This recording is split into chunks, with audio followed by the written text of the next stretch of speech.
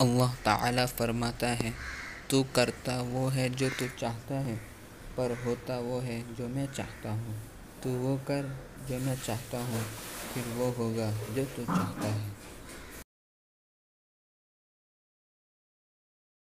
تھوڑی سی تھکاوٹ کے لیے نماز نہ چھوڑو اے مومن، ان سے کچھ سیکھ جنہوں نے جسم پر خنجر ہوتے ہوئے بھی آخر سجدہ نہیں چھوڑا۔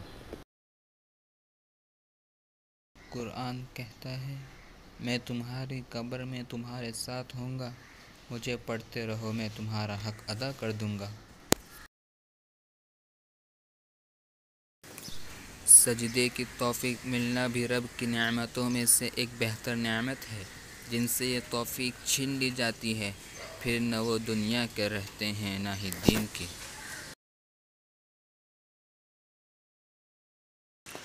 مایوس وہ ہوتا ہے جو اللہ پہ یقین نہیں رکھتا، اور محروم وہ ہوتا ہے جو اللہ کی نعمتوں کا شکر ادا نہیں کرتا۔